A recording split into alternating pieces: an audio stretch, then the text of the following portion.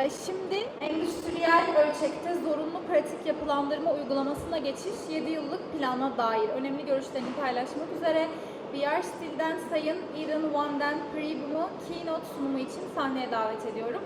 I would like to invite Etienne Wan'den Peereboom to the stage.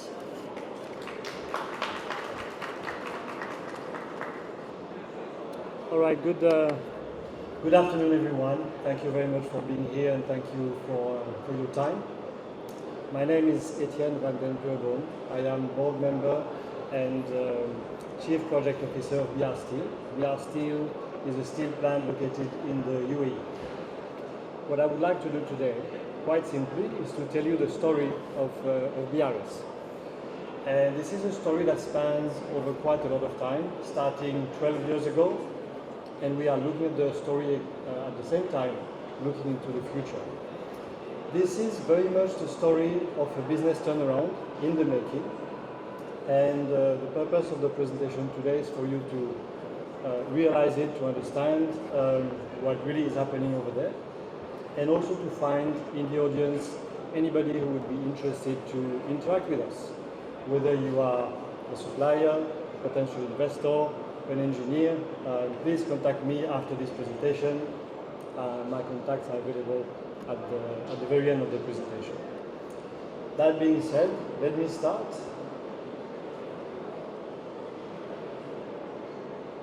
Yes, it works. Wonderful.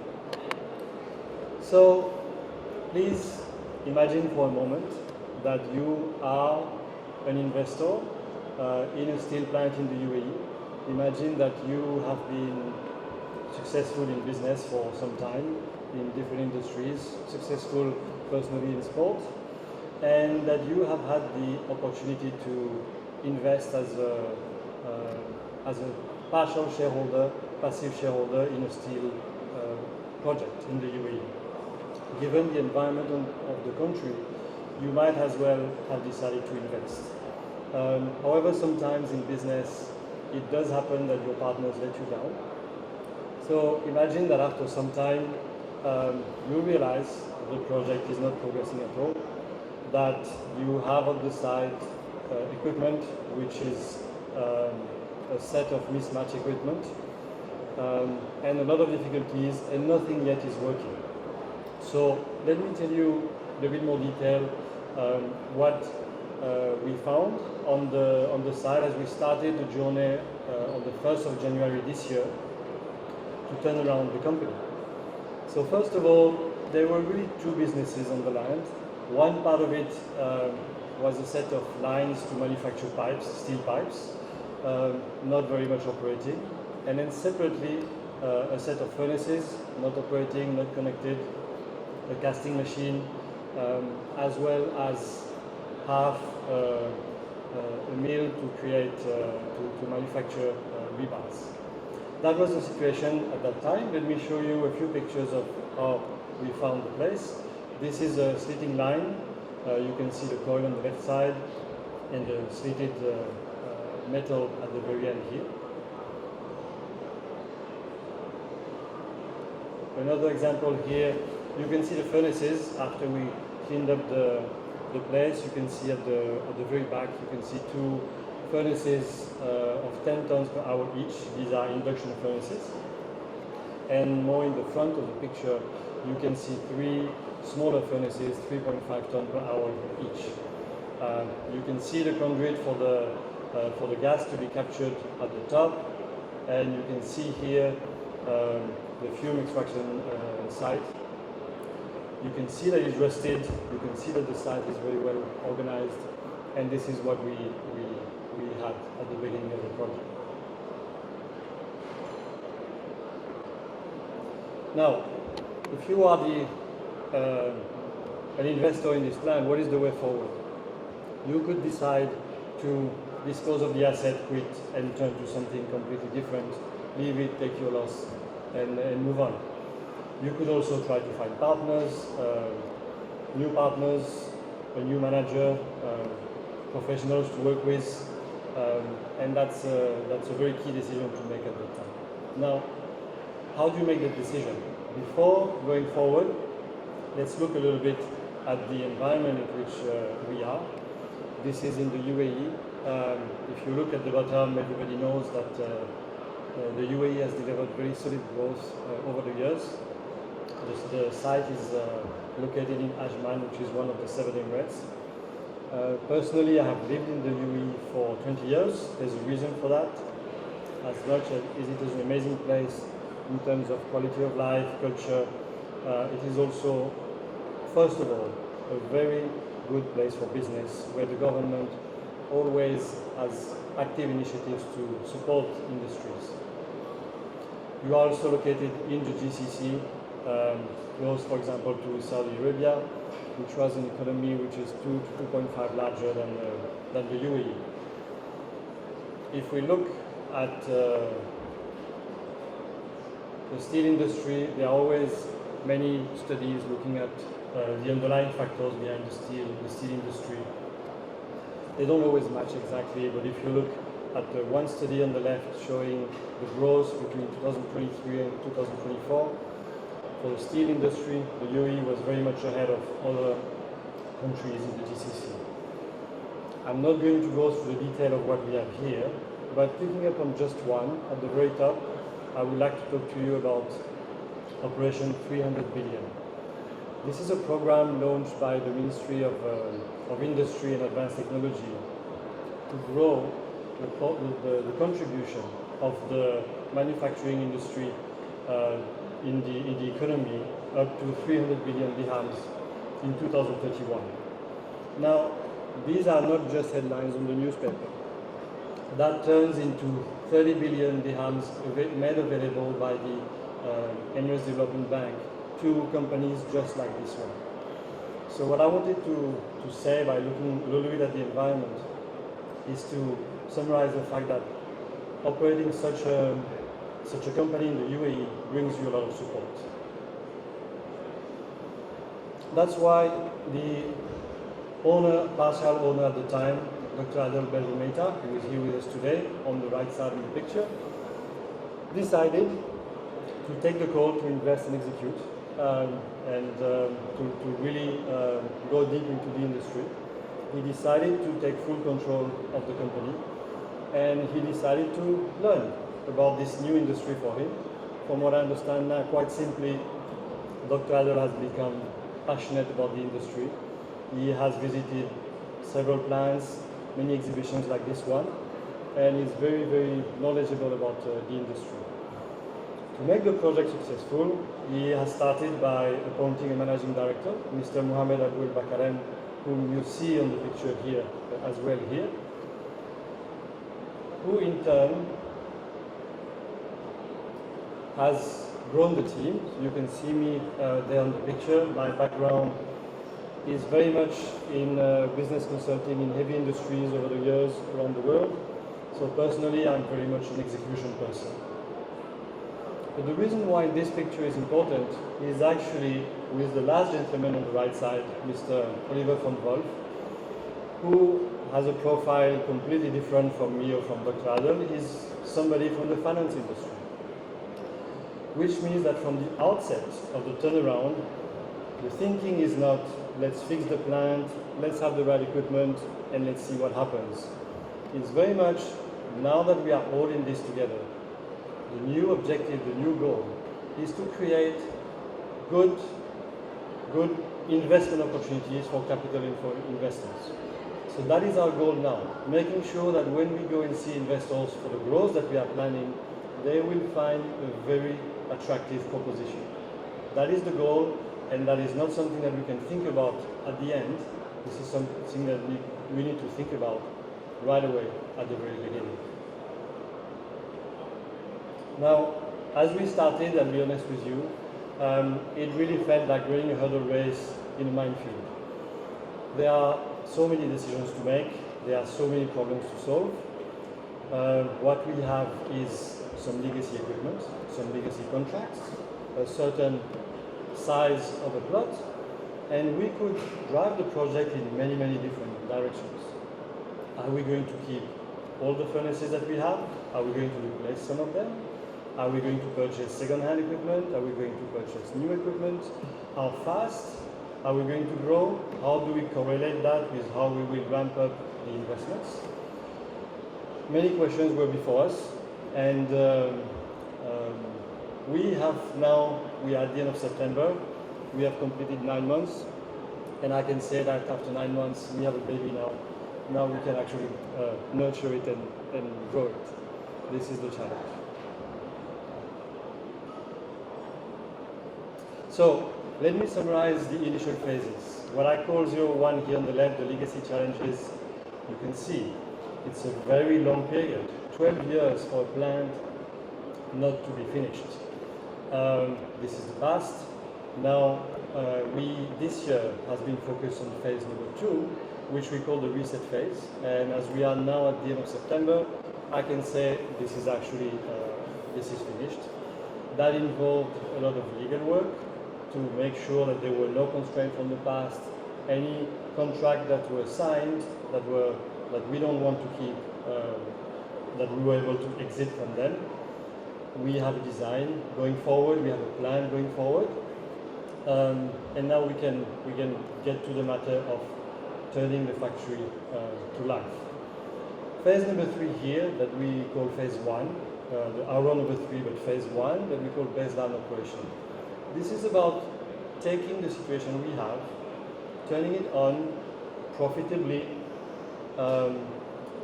not yet by utilizing all the space that we have on the land, but reaching the first phase where we can actually operate, produce billets, produce rebars profitably, and from there look at how we can optimize, and as you will see later, even grow further beyond this first plot of land. So, I've spoken a lot already. I just want to clarify in everybody's mind exactly what we have now.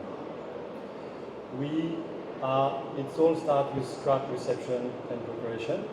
That's a very important part of the process, because sourcing the scrap is going to be key when we consider that the cost of scrap easily represents 50% of the cost of what we will produce. After that, we have the furnaces. These are induction furnaces requiring a lot of power, electricity. Beyond this, we move into continuous casting, and right away into rebar rolling. That is an important step, because we will skip reheating billets that we could hire, and that enables us to save energy and to achieve the best economics of the plant. Also, the rebars command a good selling price, so that's how we actually will maximize the profit. And actually, separately from this, we still have the steel pipes that are running.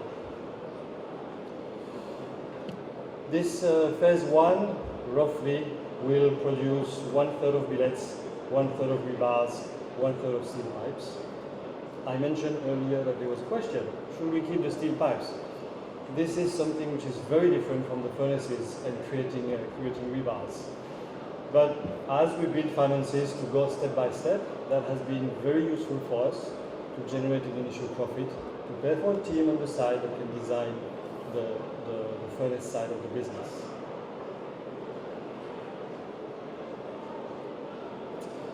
Now, phase 1 here is what we plan to finalize by the end of 2027. I will go a little bit more in detail into this. Phase 2 is, with the same location, we will optimize. We will add more capabilities, more production on the same space. And phase 3, starting in 2028, is about building on the brand that we will have built, which we plan to be a very strong brand, to go into an additional land and create a brand new factory, in this case in Dubai instead of Ajman. In short, this is the timeline. In Q1 next year, you see the rebar mill optimization. All these are very practical things. The rebar line will be completed in about 2 months. We'll be able to turn it on at the end of the year, and then we'll take the first quarter of 2026 to optimize it as much as possible. Over the next 2 years, 26, 27, you can see that we will complete a 5 megawatt grid connection. Now this is key. This is a key element that was missed out in the first 12 years. We are about actually to install 5 megawatts in the next 2 months. We're going to start construction very fast. 33 megawatts should be available on the land at the beginning of 2027 or by the end of the second quarter at the latest. And we will have an option to move up to 50 megawatts. This is critical. Power is what we need to create those billets and those rebars.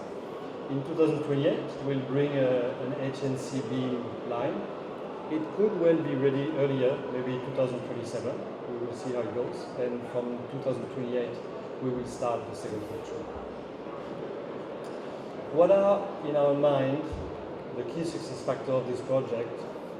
Now, obviously, the first step was to implement a decisive control and governance team, which is there. Number two, leveraging the grid power. This is key, and this is key for every project. The fact that we have access to this power, thanks to the UAE government, is a key enabler to the project. Number three, as I mentioned, financing focus. We need to start with this. Beyond this, building a leading project. The goal is not just to have a factory that runs, is to become a leading steel manufacturer in the UAE and in the region. And operational excellence will be the key to achieve this.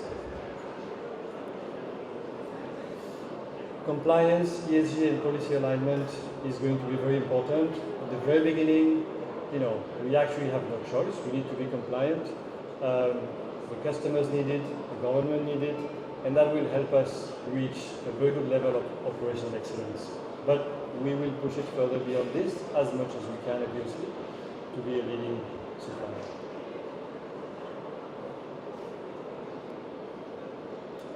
Why does it work here? Well, we talked about the economics, and I talked about energy.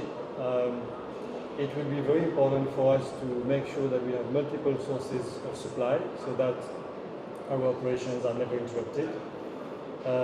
And we will set up strategies with our customers as well to make sure that our working capital is always stable. What does this mean for investors, customers, and the UAE? Well, for investors, I mentioned them first, we have them in mind. We really believe that we can bring a very good proposition for them. Every investor looks for different types of assets and investment. This is something that will speak very well for people and capital who look for tangible assets, measurable outputs, constant cash flows, and we believe that we will be in a position to give them favorable entry prices that will then turn into favorable indicators for them. For the customers, well, it's important to keep in mind that in the UAE, the country consumes more steel than it manufactures. There is still a lot of import in the country. So by shifting a lot of this production in country, the suppliers will be able to be much closer to the customers will be able to be much closer to the supplier, which will ease the supply chain, in turn reducing their costs. And we can go into very close partnerships with them to be very linked with the terms that they need. And then finally, for the UAE, the project is fitting exactly the economic agenda of the country right now. From an economic perspective, we all know that once we add a new large factory, a new large activity, it has a ripple effect on the rest of the economy, and that is something that will materialize easily for the UAE. So, this is where we are. We really have only started. Hands-on build-up is something that we need to go even deeper into from now. And what I would like to do to conclude simply is to share with you a few pictures of where we are as of last week. This is the small furnaces. When we reactivated them, we started to melt some steel in them, make sure that the contour inside became hard, and then based on that we could actually produce. This is This is us pouring some liquid steel into the 10 dish, and at the bottom you see the steel coming out of the nozzle. This one is still a small one, 12mm nozzle. When we go to the optimization phase, of course, we will try and increase that to 13, 14mm and beyond to increase the throughput. This is, I think that was the very first billet that came out of the casting machine that you can see here at the center. This is just in front of the casting machine. This is illustrating how we are enjoying right now repainting all equipment very neatly.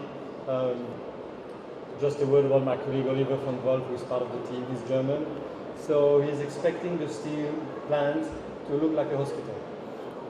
So this is one of the first steps to clean everything on site. On the right side, you can see the very first billets that we produced.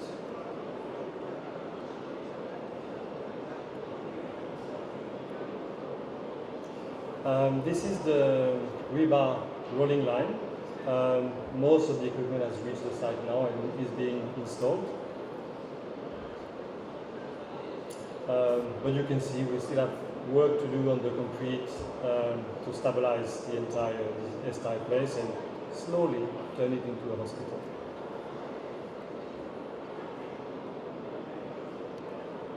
This is the cooling bed for the rebars. Again, it warms my heart to see this picture.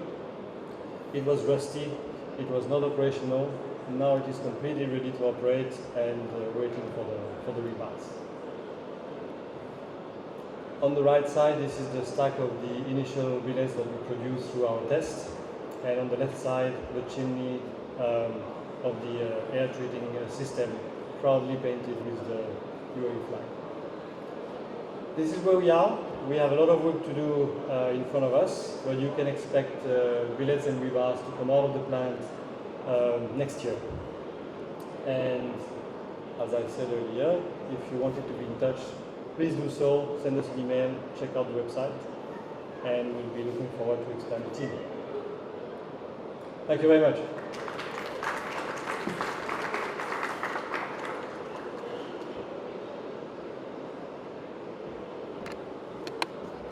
Thank you so much for this presentation. Kendilerine teşekkür ediyoruz. Bu keynote ile bugünkü programı tamamlamış bulunuyoruz. Yarınki etkinliklerde tekrar görüşmek üzere. Teşekkürler.